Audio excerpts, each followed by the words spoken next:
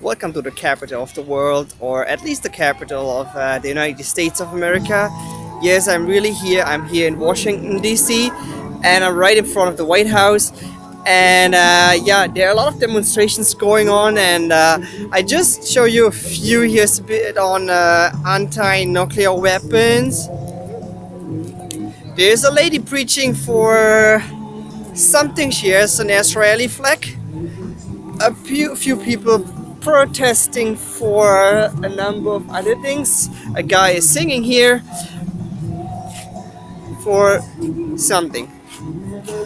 Well, we don't know, but at least what I know, I just went to the visitor center, and apparently every American can come right here to in front of the White House and protest or whatever, demonstrate for whatever he or she would like. This is sort of a symbol of direct communication to the government of the United States, and it's also an issue of free speech. And yeah, I think it's a pretty good idea.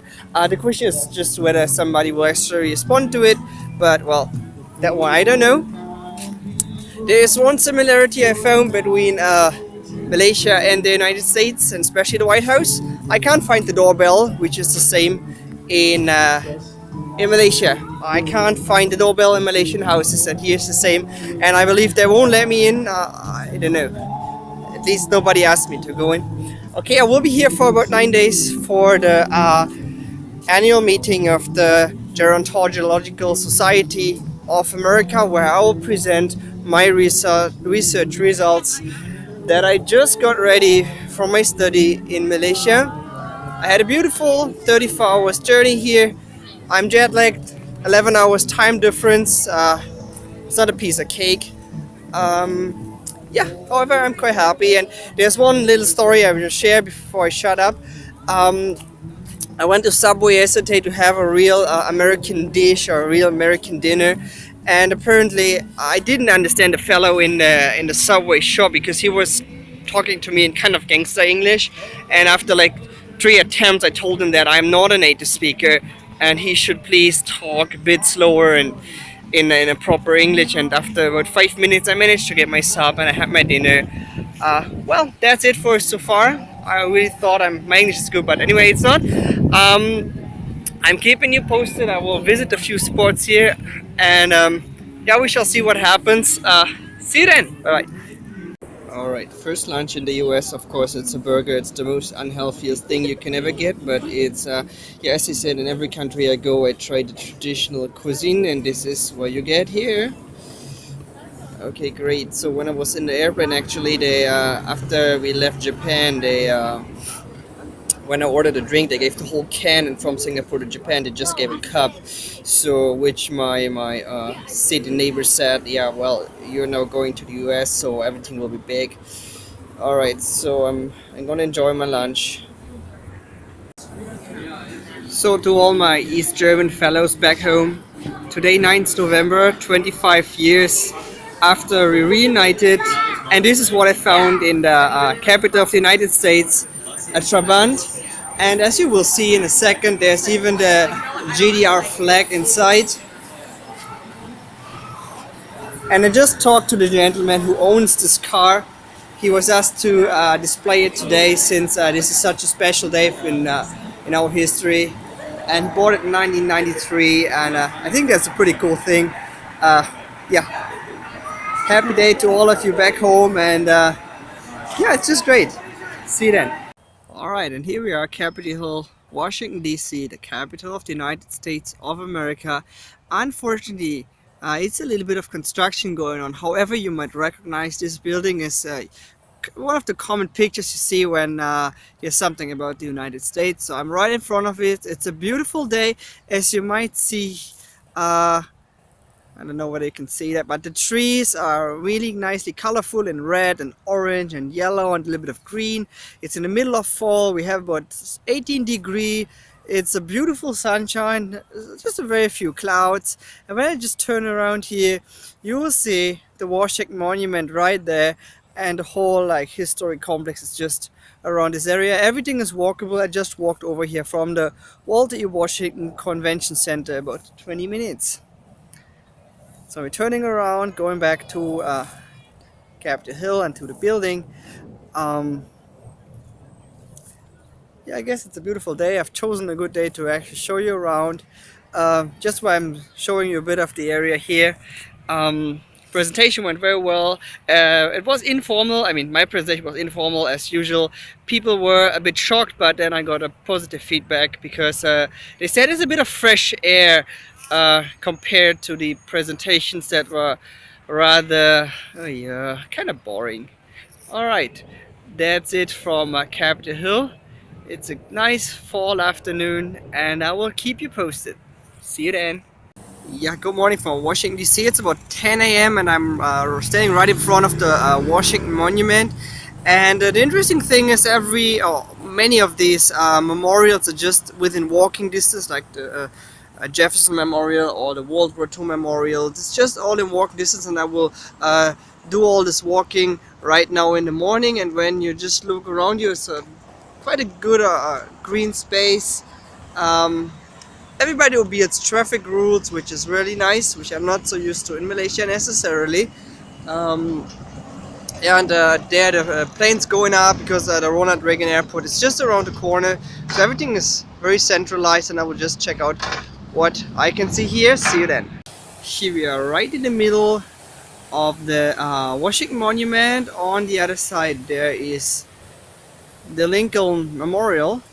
And yeah, this is apparently the World War II memorial here. It's a huge memorial where you see all these poles. They have written all the state names on the poles, so it's quite an interesting monument actually. And you also see a lot of quotes and sort of history on pictures and all these kind of things. And when you enter this monument, there are two poles, and they say that they came to liberate and not to conquer. And I don't know, I just thought, well, is that still true? Because the US is apparently involved in many conflicts, and I'm just wondering whether it's still about liberation or whether it's more about power and influence.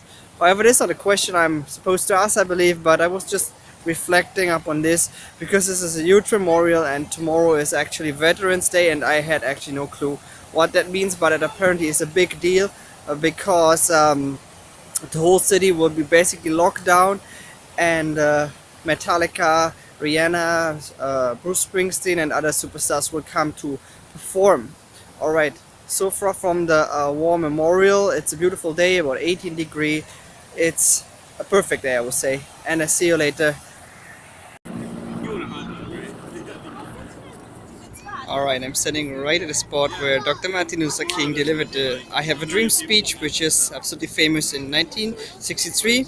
Is right at the Lincoln Memorial, as you see behind here. And it's right in front. Oh, here's just the Washington Memorial. So, and when he gave this speech, there were about 250,000 people here at this spot around this area, and he was choosing the Lincoln Memorial because this was always a symbol of racial equality and so forth. So, and I thought it's a good time to bring something up that I noticed when I was here these couple of days. I noticed still a lot of racial inequality that surprised me quite a bit. When I looked at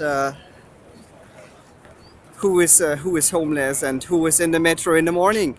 These are all African Americans, and even at the conference that I attended, 95% of the people at the conference were were Caucasians, so white people, and all those people who have a bit of lower class jobs were African Americans. And this surprised me quite a bit, and I talked with a few people about it, and they acknowledged that this is still a problem, even though there is yeah, on paper there's no inequality, but well, it is very obvious. Once you come, you will definitely observe this. All right, see you then.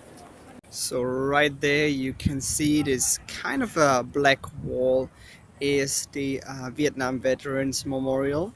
And since tomorrow is Veterans Day, which, well, quite interesting to be here at that time, there are a lot of older veterans coming in and paying respect, and there are a few volunteers explaining a few things, and it's quite interesting because I can't really speak to it, but you feel the silence, but you also feel a very strong pride and patriotism when you just walk down there.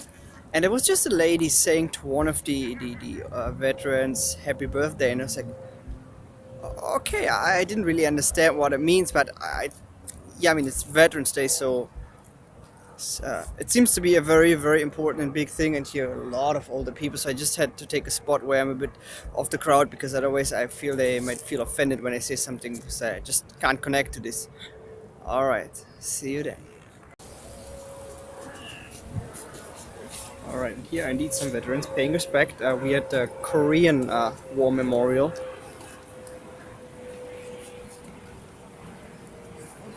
Comrades, shipmates, and friends, we are about to engage in a solemn, significant service, one that touches tenderly the true spirit of fraternity, patriotism, of humanity. This is a National Day of Memorial, and we are here to honor our deceased comrades and shipmates and to assist in perpetuating their memory on Earth by decorating their memorial with beautiful flowers. Differences of party, creed, and sect are today forgotten on North and South, East and West, all over our broad land, in its territories afar off. Our people, forgetting the cares of business and the pursuits of pleasure, encircle the sacred mounds on earth, and having in remembrance those who sleep in the ocean's depths, do honor our nation's dead. But on this Veterans Day, let us not forget that many eyes are clouded with tears, that many hearts are heavy and lives desolate because of the father, mother, brother, sister, husband, wife, or lover who has gone to the great beyond. Let this solemn service be prefaced by the appropriate religious exercises. The chaplain will invoke the divine blessing. Hooray! Ho! Let us pray. Thou great Creator and Governor of the universe, we humbly beseech Thee to look graciously upon all Thy servants, and on this solemn service, by the bestowal of Thy blessings upon each one of us. Help us to truly honor our dead and to assist in perpetuating on earth the memory of all those who have faithfully served their country and their fellow men. Kindle anew in our hearts fervent love for Thee, for our country and our flag. Strengthen, we beseech Thee, the fraternal ties that bind us together as comrades and shipmates, and lead us so that we may ever love and serve Thee faithfully. And when this earthly warfare is ended, grant that we may be received unto Thyself, to Thy great name shall be given all the glory and praise, now and forevermore. Amen. And hut! Detail! Ho!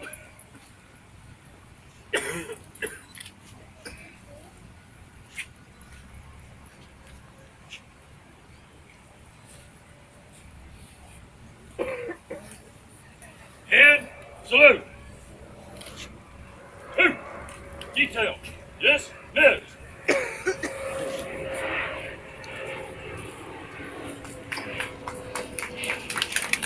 Okay, I think that was a great opportunity to see something like this. I've never seen this before, so they've basically honored the deceased in the Korean War, and here is the memorial. Yeah, quite a number of war memorials around here. I mean, most big memorials are here, which again begs the question. Wow, there are quite a number of wars that were fought with American involvement, and there were just a few young fellows behind me. They were thinking what memorial this might be, and one fellow said, "Oh, it's probably the First World War," and the other said, "Oh, I think it's Korea. No, I think it's Vietnam," and I was correcting them. That's Korea. So you see, people are even confused, kind of. About the battles or the wars. Okay, anyway, I will see you soon with some other pictures. Alright, after about walking for like 2 hours, I reached the Pentagon Memorial, and this is basically the memorial for the 9/11. What you see here is basically, I think they have inscripted here the names of the victims. I don't know whether you can see that. Probably it's, yeah, probably you can see that. And then they have built this kind of a path, metal path here. And when you follow this path, so you can see actually when this person was born. I mean, at least I believe that's what it shows. So it's a quite a nice park, and obviously behind me is the Pentagon. I can just show you how this actually looks like. Well, nothing really special. It's just a Pentagon. It's just a big building. You can see that online. So not too exciting. However, we were not allowed to take pictures on the way here. So I just in this park it seems to be okay. All right. So I'll be here in this park for a while, and then I'm moving on. And see you then. Lost you in the Pentagon. Yeah, good afternoon. Washington DC. I'm walking kind of in the middle of a major road, which is completely blocked today for the Veterans Day because there will be a big concert with Eminem, Rihanna, Metallica, and Bruce Springsteen coming up, and it's for free. So they expect a huge crowd of about 800,000 people. So that's why the security is super tight. I mean, it's crazy. And yeah, as I said, everything is pretty much blocked. So people walk in the middle of a major road, which is absolutely stunning. Okay, see you then, and I will keep you posted. Alright, on top of the Washington Monument, about 162 meters high. It was built in the 1880s, and it's quite nice. You can come up here, it's for free, and you can just hang out as long as you want. It is the Jefferson Memorial, and there's the bridge, and the airport is also there in this direction. Alright, see you down.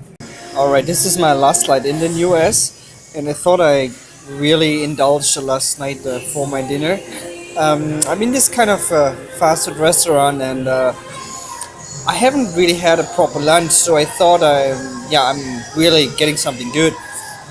So when I ordered a cheese hot dog and fries, and I thought, well, let's get a large fries, because when you go to McDonald's you get large fries and it's really not that large, but this is like my large fries, and I think it's about more than half a kilo fries.